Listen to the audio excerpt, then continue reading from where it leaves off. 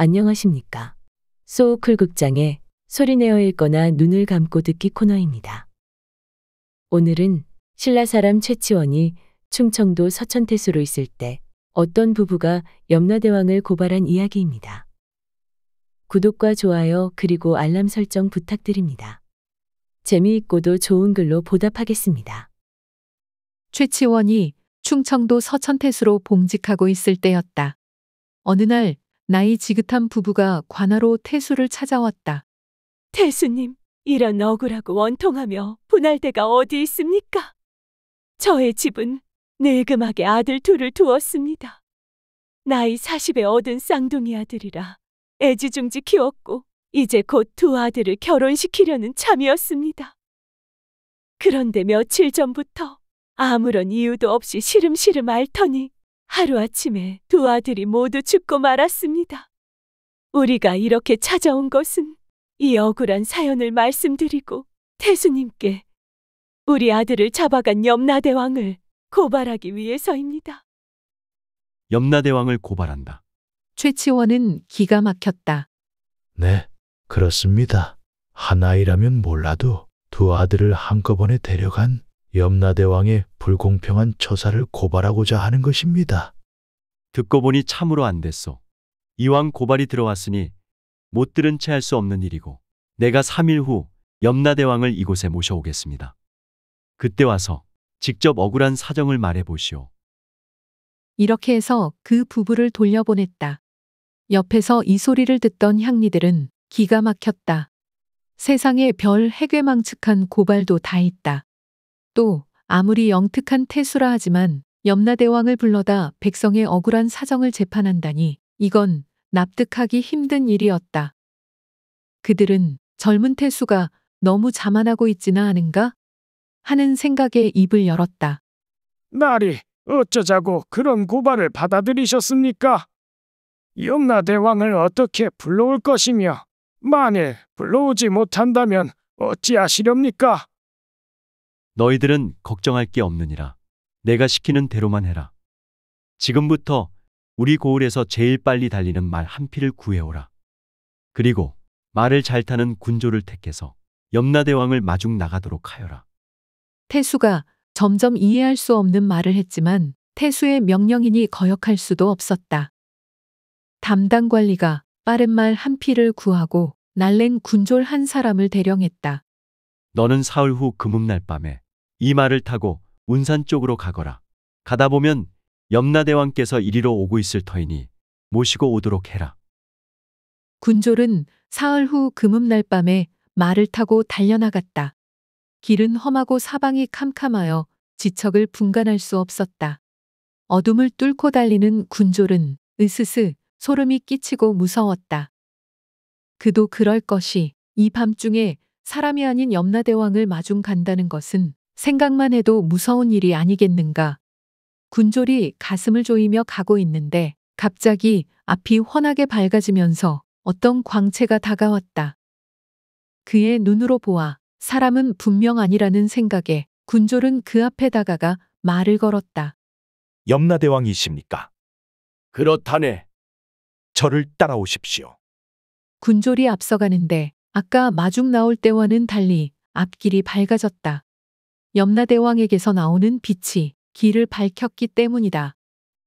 관아에 도착하니 염라대왕을 고발한 부부는 이미 와 있었다. 최치원 태수가 염라대왕을 반갑게 맞이하였다. 이거 대왕님을 오시라 해서 죄송합니다. 아니요. 훌륭하신 태수께서 부르시니 가만히 앉아 있을 수 있나요? 그래, 무슨 일로 나를 부르셨소? 다름이 아니라 이 부부가 대왕을 고발했습니다. 그래서 지금 재판하려고 하는데 대왕께서 피고가 된 셈입니다. 그래요? 그렇다면 내가 무슨 잘못을 했는지 한번 들어봅시다. 태수는 억울하다는 부부에게 발언권을 주었다. 그러자 남자가 나서더니 자기의 쌍둥이 아들을 하나도 아니고 한꺼번에 둘 다 왜 데려갔는지 따졌다. 이 소리를 듣던 염라대왕은 갑자기 호통을 쳤다. 이놈, 너는 내 아들이 죽은 것은 억울하고 다른 사람의 아들이 죽은 것은 아무렇지도 않다는 말이냐? 그건 무슨 말씀이십니까? 몰라서 묻느냐? 너는 지금부터 18년 전에 원북 땅에서 주막을 한 일이 있지. 그때 내 놈이 주막에 들렀던 쌍둥이를 어떻게 했느냐? 염라대왕의 말에 부부의 얼굴색이 창백해지며 몸둘 바를 몰라 쩔쩔매었다. 부부가 이처럼 몸을 떠는 이유는 다음과 같았다. 부부는 원래 원북 땅에서 주막을 했었다. 어느 날 밤이 꽤 깊었는데 손님이 찾아왔다. 방에 있느냐고 묻는 사람은 청년 두 사람이었다. 그런데 놀라운 것은 이 두 청년의 얼굴이 쏙 빼어 닮은 쌍둥이였다. 그들은 등에 보찜을 하나씩 지고 있었는데 값비싼 비단 보찜이었다.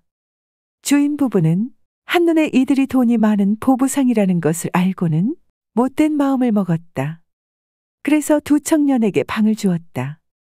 저녁을 먹은 후 숙식비를 내놓는데 흘낏 옆눈으로 보니 전대에 금덩어리가 가득하였다.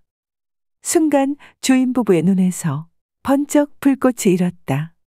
그날 밤 두 젊은이의 목숨은 주막집 남자의 칼밥이 되었다. 부부는 부엌 한쪽을 파고 시체를 깊숙하게 묻었다. 그때 빼앗은 돈으로 부부는 지금까지 편하게 살고 있었던 것이었다. 왜 말이 없느냐? 염라대왕이 다시 호령하자 그제야 부부는 벌벌 떨면서 용서를 빌었다. 죽을 죄를 지었습니다. 제발 목숨만 살려주십시오. 이 못된 인간들. 그 추한 목숨이 그렇게도 아까우냐? 당장 내 부부의 목숨을 빼앗아가고 싶다마는 아직 명이 조금 남아 있어서 참는다.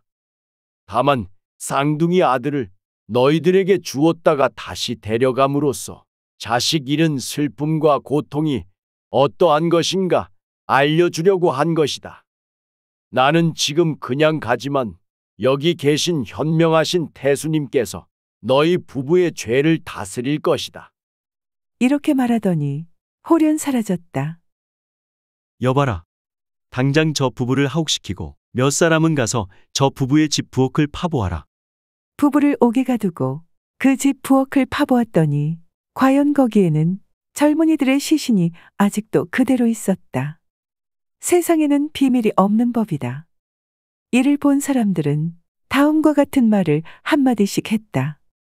남의 눈에 눈물이 나오게 하면 자기 눈에는 피눈물이 나오는 법이다.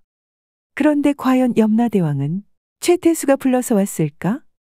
사람들 사이에는 최치원 태수가 이 부부의 죄를 통찰했고 헛개비로 도수를 부려서 염라대왕을 만들었다는 소문이 나돌긴 했다.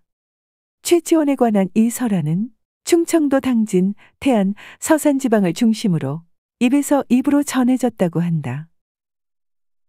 들어주셔서 고맙습니다. 용어 풀어올리겠습니다. 최치원은 잘 아시다시피 신라의 학자이자 문장가이고 관료입니다. 신라에서는 군의 장관을 원래 당주로 부르다가 나중에 태수로 고쳤습니다. 드물지만 신라에서도 군수로 부른 적이 있었습니다만 고려, 조선 시대가 되면서 태수를 군수로 고쳐 불렀다고 합니다. 서천군은 현재 대한민국 충청남도 서남부에 있는 군입니다. 북쪽으로는 보령시, 남쪽으로는 금강을 사이에 두고 전라북도 군산시, 익산시와 인접해 있습니다. 충청남도 서산시 운산면은 당진시, 예산군과 인접한 지역으로 서산시의 관문이자 문화관광 자원이 풍부한 고장입니다. 원북면은 충청남도 태안군의 면입니다. 보부상은 보찜장수와 등짐장수를 통틀어 이르는 말입니다.